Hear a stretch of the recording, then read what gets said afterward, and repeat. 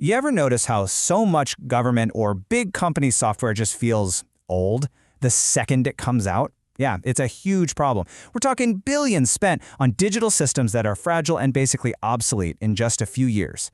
So today, we're going to break down a blueprint for how to stop building these digital relics and start creating digital infrastructure that can actually last. And that's really the big question, isn't it? This isn't about chasing the trendiest new technology. Nope, it's about a fundamental shift in how we plan, build, and take care of software.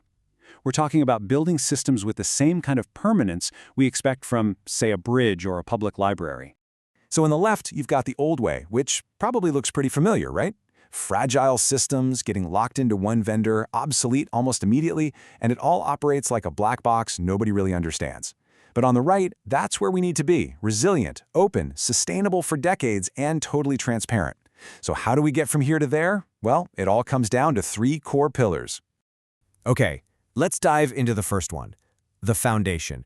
I want you to think of this like the architect's plan and the legal groundwork you lay for a skyscraper before a single piece of steel ever shows up. Seriously, getting this part right is everything. So what is the foundation? Well, it's all the strategic, legal, and policy decisions you hammer out up front. Notice we're not talking about code yet. This is about setting the rules of the game. It's the framework that makes sure whatever you build is going to be open, legal, and lined up with your long-term goals right from day one. And this is what that actually looks like in practice. It means having a formal open source policy. It means putting together a governance board that has everyone at the table: lawyers, developers, the people who will actually use the thing. And this next one is crucial. You procure expert services, but you retain ownership of the code. You mandate open standards so all your systems can actually talk to each other. And you stick to well-known approved open source licenses like MIT or Apache 2.0 to avoid any legal headaches later. And here's the bottom line. A strong foundation is your best defense. It's your shield against getting trapped by a single vendor, it massively reduces your legal risks, and it stops you from wasting millions of dollars building something that doesn't even solve the right problem. All right, with our foundation set, we can move on to the second pillar, the build. Now we get to talk about the engineering itself, the actual construction of the software, making sure quality and security are at the very core of it.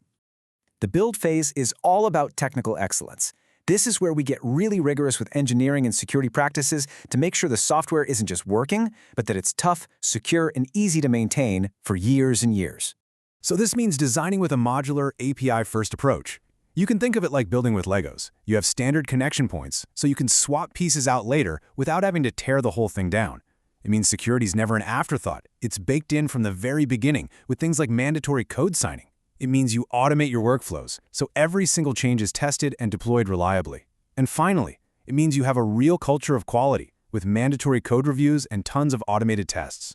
And there's one tool here that is absolutely critical today, the SBOM, or Software Bill of Materials. The best way to think about it is an ingredients list for your software. It tells you every single component, every library you're using, which is essential for managing security and just understanding what's in your software supply chain. This isn't optional anymore. It's pretty much mandatory for building systems people can trust. And the payoff for all this work is huge. A really solid build process doesn't just create code. It produces a true digital asset, something that is transparent, easy to audit, and secure by its very design. Okay, that brings us to our final pillar. And honestly, this might be the one that gets overlooked the most, the ecosystem. This is all about what happens after the software is built. It's about the people, the funding, and the community that are going to keep this thing alive and valuable. The ecosystem is, well, it's the human element.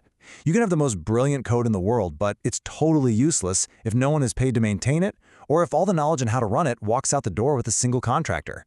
This pillar is all about planning for sustainability from the start. And this philosophy right here is the heart of a healthy ecosystem. Public money, public code. It's a really simple idea.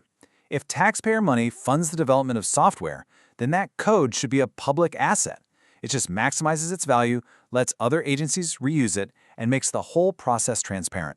And this is the timescale we have to start thinking in. We need to be planning for life cycles of 10 to 20 years.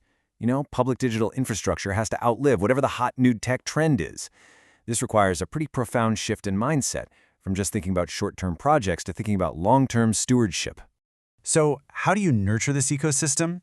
Well, you budget for long-term maintenance, not just the initial shiny development phase. You write contracts that require vendors to transfer all their knowledge to your team. You build up your own in-house champions who really understand the system, and you create really clear, simple ways for a wider community to help out and contribute. So when you put all three of these pillars together, the foundation, the build, and the ecosystem, you're not just shipping another software project anymore. You are building true, lasting digital infrastructure. So here's the whole blueprint in a nutshell. A solid foundation gets you strategic clarity and keeps you free from vendors. A quality build gives you a technical asset that's resilient and secure. And a thriving ecosystem ensures the whole thing is viable for the long haul and keeps providing public value. You see? Each pillar is absolutely essential. So I'll just leave you with this question to think about. Take a look at the digital projects happening around you. Are they being built to be thrown away in 5 years, basically becoming tomorrow's digital relics?